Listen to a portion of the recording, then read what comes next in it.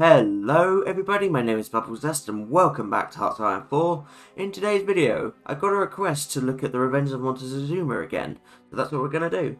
I've heard that it's gotten a lot harder since we last did it, and I guess with all the supply changes since No Step Back, I could see how that could be. So let's have a look. So to start off, some things have changed. To start off, we're going to have to get civilian trains, which for some reason Mexico has a complete railway network, but no trains. Don't know that one. And just like the last time though, transport ships, both are going to be very useful today. Anyway, with the civs, that's going to be more mills in the center of Mexico, I think. For focus, we're unsurprisingly going to start off with the plan, create an intelligence agency, and gather up the army. 21 divisions? That's alright. Let's just change them all over to our infantry for now. We're probably going to have to change this around again, but this is a good place to start. For our production though, we're just going to dump the artillery, and unfortunately the cavalry can go all in on guns, which is going to need a lot of them today, I think. But I think that's pretty much all our prep, so let's go to speed 5 and begin. Ooh. First our church events, unsurprisingly, assertive church. I cannot deal with a revolution right about now, you know? May as well grab S-pills for an intelligence agency. Worst case scenario, we'll get the achievement related to it. Anyway, now that we've done the plan, we have the options to exile Calais or do Jefe Maximo. Well, we did the exile last time, so you know what, let's do Jefe Maximo today. That means we're going to eventually have to either support General Cedillo or let him rise up. So no pressure. But this could be interesting, I think. We'll get a free field marshal and at least a slight bit more political power, so that can't be so bad, can it? Anyway, our spy is going to the United States, building us an intelligence network. There we go, Jefe Maximo, and now we have Calais giving us 10% political power gain. Now let's do Legacy Revolution, Revolutionary Women, and get the free mills related to that. I really need those factories today. The civs and the mills will both be useful. Could do it via banning political militias, but that locks us out of things like the red and gold shirts, which are just very useful, regardless of which way you're going. So, Cordelia will go up to tensions high, and then tensions very high, and then he rises up. So we have quite a lot of time before we need to deal with him. And considering that we have quite a lot of focuses to placate him, he'll be fine. I think we can eventually support him. It's very confusing how this is worded, but what this actually does, this focus, it gives us free civs. Anyway, now that we've got some trains, let's steal some trains by commandeering civilian trains for -5 stability. But we really need the trains for our supply, but research is just becoming standard now. And there you go, supply has gone from 0 to 100. I'm sure that will change around again, but you know. So you know what, let's make this little ship our pride of the fleet for 5% free war support. Why not, that will always be useful. And with our first 150 political power, it's an elusive gentleman, I think. There we go, our second spy. Good, and also go to the United States. There we go, 2 free mills. Next we're going to start boosting non-aligned in the United States. There we go, start boosting. This is to eventually lock them out of focuses like Arsenal of Democracy, which will limit what the US's AI can do, because they won't go out their way to do things like intervention or anything else. So if we can lock them out of Arsenal Democracy in the direct wakes, that's pretty good. Anyway, for us, it's time for us to get some SCW refugees. And now we have the option between Phalangist veterans or Spain's loyalists. For this we're actually going to do Spain's loyalists, which, yeah, will eventually cause us to go down to atheist state if we don't play carefully, but it's probably going to be better for us to do this. And we're going to hire ourselves this military theorist. There we go, there's Spain's loyalists, and now we can support the Spanish left. Well, if we had any guns to spare, so we'll make some spare. Just going to dismantle some of these divisions. Let's see if 6 is enough to start. No, it's not, so it's probably going to have to be 2 more. There we go, and now we'll hit this button as much as we can. We need the XP from that. In the meanwhile, General Cedillo is at the point of revolution, so we will have to do things like national banking, liberalising the banking sector. Don't know how liberalising the banks keeps a general on side, but you know, does what it does.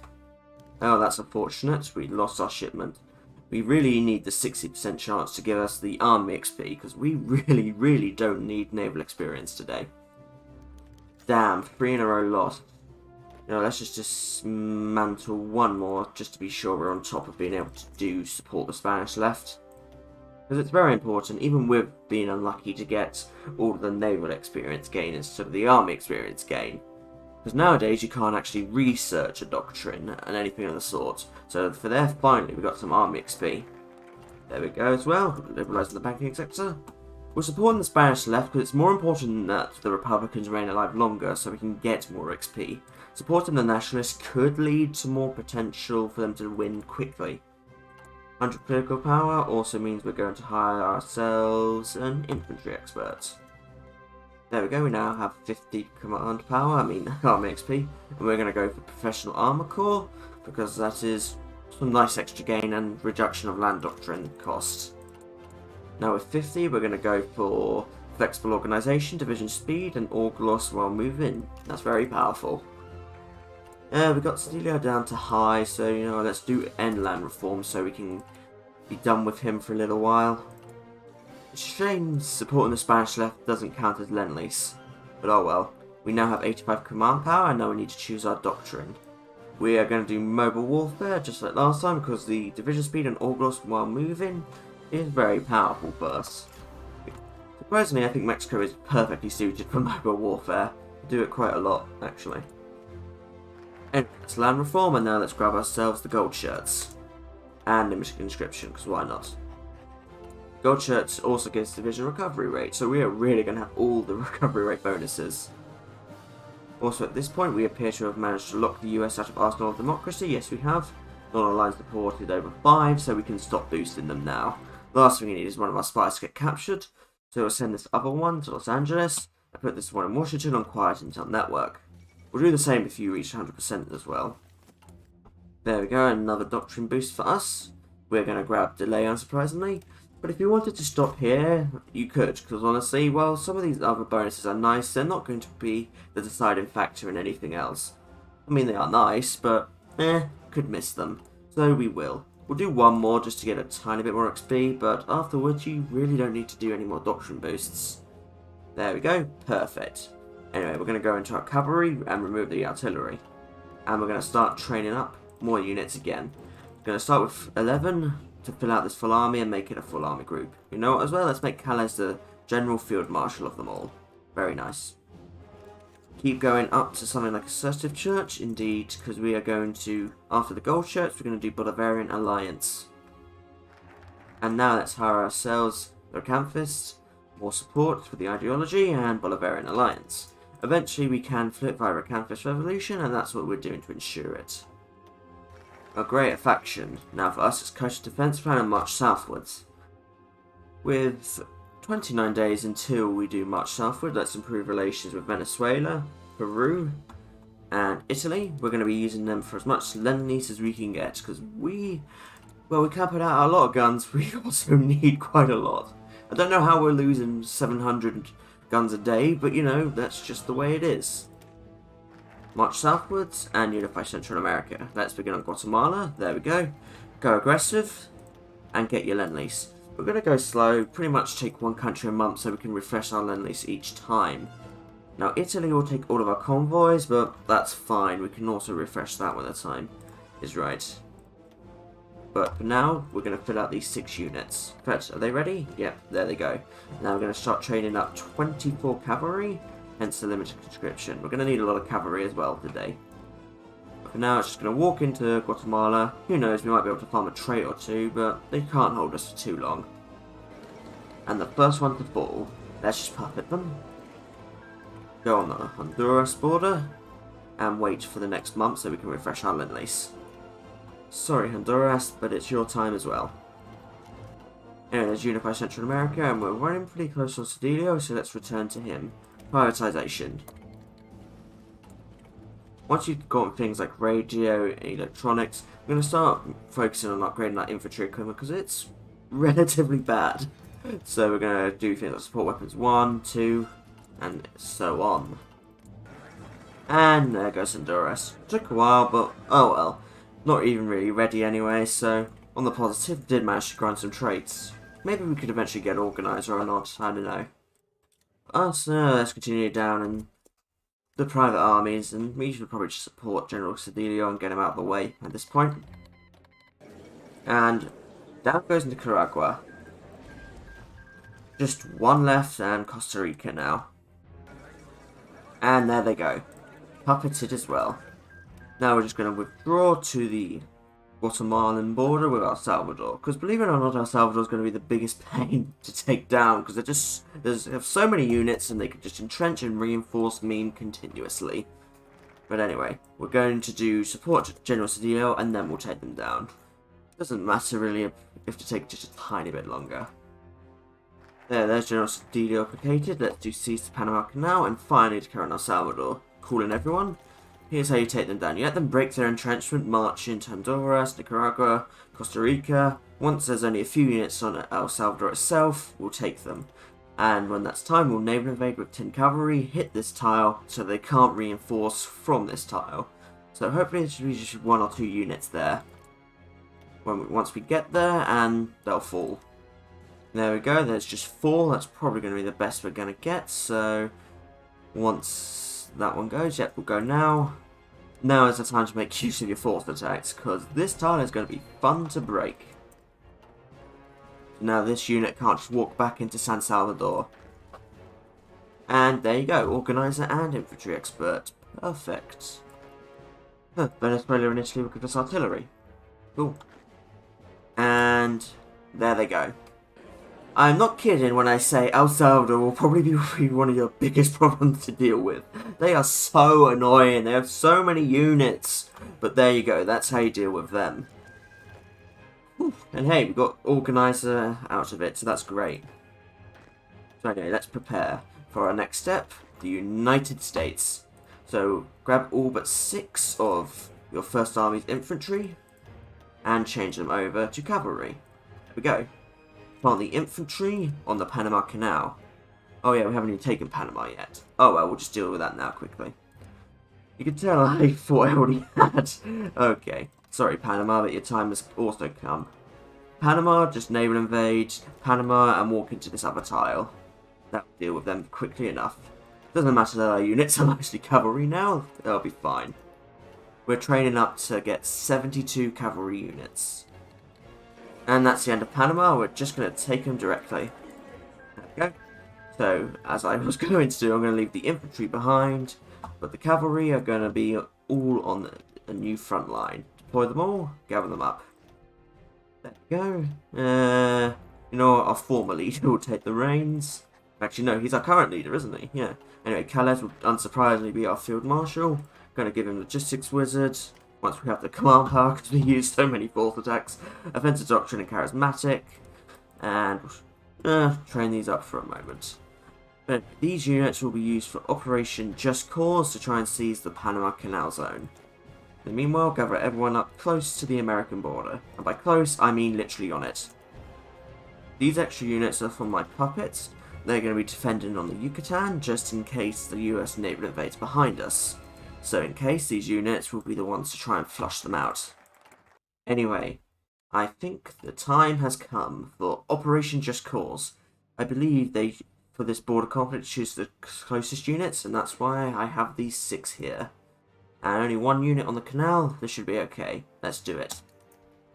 Yep, already going alright. And there we go, we seized it. Did the US get a war goal? I don't know. Oh dear, that's not looking good. The US can back down. This is annoying when it happens. Right, it looks like the US is going to back down, so we're going to justify in the Philippines, 195 days. We can do this because of this guy. Generation tension limit minus 50%. The US can back down from this, I don't know what controls it, it's very, very annoying, but whatever. We will make do with what we get. As long as the Philippines don't get guaranteed, which I'm not expecting them to be. Anyway, let's just do integrate the south. Once that's done, we can actually release Panama as our puppet. Looks like we're going to have to steal some trains again. I'm even building some trains, but it's not enough. Then now let's release the south of Panama. There we go. Now let's grab women's suffrage as well. Always useful, isn't it? I'm guessing us being non-aligned is why the UK hasn't guaranteed the Philippines yet, but I don't know. They could still guarantee them in the time that's ongoing in the 80 days left. Right, we don't have long until it's time to get the Philippines. So let us do Enforce Calais Law, so after that we'll be able to do a Campus Revolution. It's better for us to do that while we're at war anyway. And there we go, let's flip and make El Jefe Maximo our leader. There we go, quite late, but whatever, let us declare what Philippines, and by extension, the US.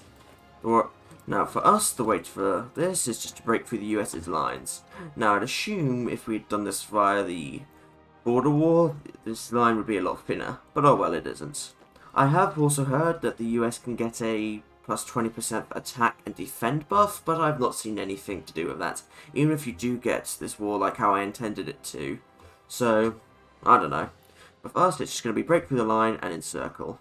The US is quite weak right now, because I assume they have to obey the naval invasion defend AI, so there's plenty of units probably currently in Hawaii, in all the islands US hold, and hell, maybe even the Philippines itself. So as long as we break out, which we do seem to be able to, we'll be fine. There you go, first breakout. Continue to move at all times if you can, continue to encircle. See, like here, we need to take this port, and then all those units will be encircled. There you go, first little encirclement, 2 units. And then some units near San Antonio, so we will go and encircle that. We really don't need to defend Baja California, though. I don't know why the AI is so insistent on it. Yeah, the US will try to attack, but at this point, you are pretty much on the same parity as them. We actually have more divisions than they do. And hey, look, this unit is actually quite weak. It's a Philippine division, so we should be able to encircle 2 units there. If the other units keep moving towards victory points, don't forget victory points like Chicago and Detroit are worth 20 and 30 respectively. Washington will be needed, and you will eventually need to take cities like Los Angeles. So just keep moving, basically. But if you find another unit like this one, do the same moves as before, prepare to encircle it. The US will probably begin to put out units as well, unsurprisingly, but as long as you remain on top of it, you should be able to keep them at bay. There you go, there's 4 units encircled now. Looks like the US's line is beginning to break. That's good. There's only so much they can cover with less than 2 army groups. We are everywhere with the cavalry. Make good use of the retreat to Antarctic. There will be no pins, unfortunately, AI. I'm done with that these days. And we may as well activate our units now. Microing is unbelievably useful, but sometimes you just want to get those units moving on their own accord, don't you? So, aggressive. Oh, remember the Alamo. Looks like we might have just recaptured it. And there we go, we finally flipped. Right. Oh, this is going to be a weird big encirclement. And there you go. We now have Los Angeles and San Francisco and Sacramento available to us, which are all big victory points. 30, 25, and 1. Okay, one of them wasn't that big, but okay, give me that. The other 2 definitely are. Oh, that unit is encircled? Oh, how unfortunate. I'll just go and rescue it. The US realistically cannot stop us now. We are literally everywhere. So many horses. And down goes DC, and soon enough, the US itself. They are already more than 50% of the way to capitulation. In my games where I actually managed to get this via the Panama Canal border conflict, the US's surrender limit for some reason would be 40%. I'm guessing that's because of it being an offensive war, I don't know for sure. But for some reason they would surrender at a very early point. Can't believe New Orleans is the city to hold the most in this. It's held this whole time. Well, that will fall, that'll be the end of this. We lost 127k, the US lost 164k. It's over. The US still had 9,000 guns left. Just as we invited Brazil. Anyway, let's puppet the Philippines, Hawaii, Marianas and Puerto Rico out of them. Why not? All puppets. You can always just join Japan if you really don't want to fight them over this. But considering our main prize is a big fleet, why not? We're just going to puppet the US as they are. For now, there we go. We've already got the achievement. You'll probably get it whenever you control all of the states, because you can do it while you're at fighting them. So at this point you've already gotten the Revenge of Montezuma. But if you are going to continue down the focus tree, obviously just dismantle the faction so you can rescind the Mexican secession and redeem Aztlan. Although I wouldn't recommend that because you wouldn't get the US's fleet. So the way to get the US fleet would just be to build in them until they can be annexed, then annex them, then regime as land for the cause. Build infrastructure, build whatever in them. So right now it's already going down fairly enough, but we can all go to war economy to make it faster. And as I expected though, because we are the right ideology for this, we get right commissariats, which are just integrated puppets, so we only need to get rid of the US once. At this point, if you're going to continue this game, well, Danziger War is literally just about to happen, so you know what, let's just wait for that. Should be happening today or tomorrow. I just realised, why is Calais' portrait here and this one's so radically different? Oh well, it looks like Germany's going to miss Danziger War and the Soviets might go on Poland. But anyway, I guess we'll call it here. If you're going to continue this, taking down the Allies shouldn't be so hard. You should eventually get the US's fleet, which is considerable compared to the Royal Navy. You should be able to get enough supremacy to land in the UK and take them down. Use something like a 21 whip or something like we do in the many Spain runs we do. It shouldn't be impossible to take down the UK. You could also eventually call the Caribbean if you wanted to. It's just declaring on at least Cuba and Haiti would eventually lead them into the Allies, so nah, gonna cause a miss on that one. But you are pretty much the hegemon of the Americas right now. Pretty much anyone can be taken down. It is annoying that we didn't get the war from the Panama Canal Zone, but I wanted to show what you could do if it doesn't work. If it does work, you should just be able to do it a lot easier. The US's line should be a lot thinner as well. So, oh well, I guess sometimes you have to show when things don't go the way exactly how you want them to. But in the end, we should have gotten the achievement, which is good enough for me. So until next time everybody, this has been Bubbels Říz here, doing the Revenge of Montezuma achievement. I thank you for watching, I do hope you've enjoyed it. Leave any suggestions in the comments below if you have any, I'm always looking for new video ideas. But until next time everybody, goodbye.